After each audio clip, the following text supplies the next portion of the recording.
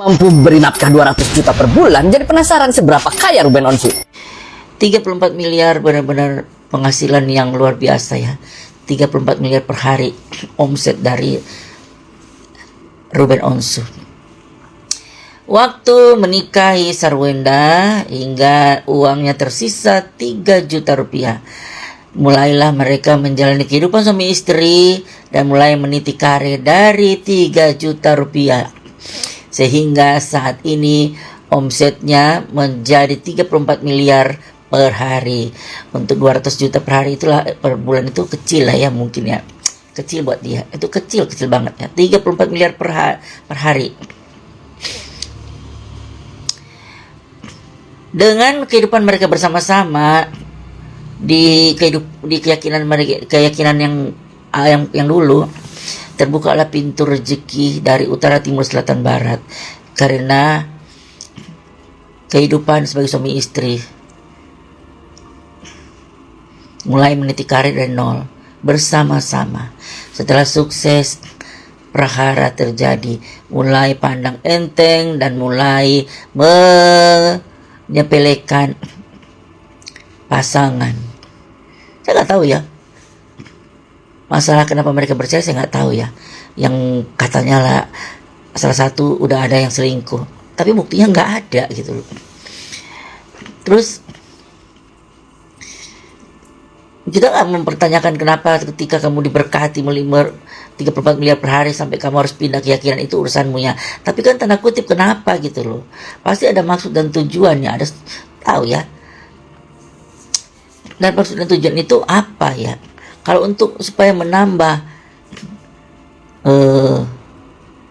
atau ya mungkin ketika kamu pisah dengan istrimu yang sudah menemani kamu sesukses sekarang, bahkan sampai memberikan 2 anak untuk harta warisan kamu kelak. Tahu dikasih apa enggak ya, kita nggak tahu ya. Soalnya rumah aja diambil lagi. Terus kamu tiba-tiba pindah keyakinan. Apa supaya kamu tuh udah tahu kan nanti perhara ketika kamu bercerai, kamu akan dibela mati-matian kepada minta pembelaan dari pengikutmu yang sekarang, yang notabene banyak yang keyakinan bersama yang sama keyakinanmu dengan yang sekarang. Itu mungkin rencanamu ya, supaya kamu dibela gitu loh, karena pindah keyakinan. Nah, orang yang bela kamu ini yang gak ngerti kalau itu strategi kamu. Ya mungkin karena kamu sudah salah dan ya kamu beralih keyakinan supaya kamu dibela.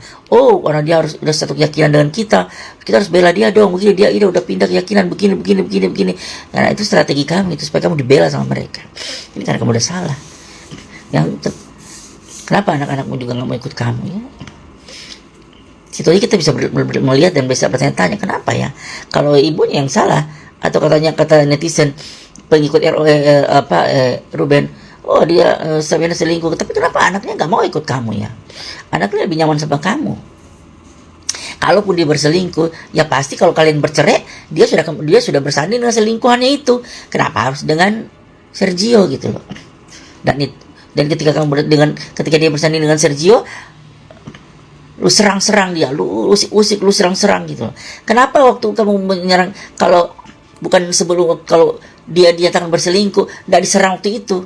Kenapa dengan selingkuhan yang dulu yang dituduhkan? Kenapa harus nanti dengan Sergio? Berarti kan tidak terbukti bahwa Sarwenda itu berselingkuh. Semana si netizen yang mengatakan ini, yang bela Ruben ini ya on kayak gitu, oneng cara menuduh tanpa bukti.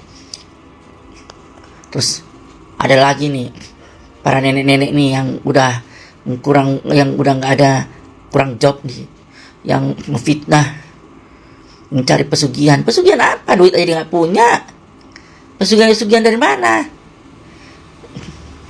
Tuh udah diklarifikasi kan sama Denny Sumargo. Itu fitnah itu lebih kejam loh. Netizen ini yang bela ini kadang otak cetek loh, gampang fitnah nih. Terlebih yang nenek-nenek ini nih yang berkokok ini nih, berkokok ini yang menfitnah, dia mencari pesugihan dari mana? Kalau orang dia juga bilang nggak usah lah rumah, saya hanya minta, saya nggak mau harta gono gini segala macem. Kan Ruben menawarkan nih ada di Rempoa ada rumah, ada villa, ada ini. Kata Sabrina nggak mau, satu aja deh buat anak-anak, bukan buat saya. Saya masih punya rumah, ibu saya, orang tua saya masih ada rumah, bisa saya tempatin. Tapi rumah buat anak-anak aja. Terus kalau dia pergi ke pesugihan, mana harta pesugihannya? Mana? Nggak terbuktikan. Semua netizen yang memfitnah-fitnah ini nggak ada bukti-buktinya. Fitnah semua.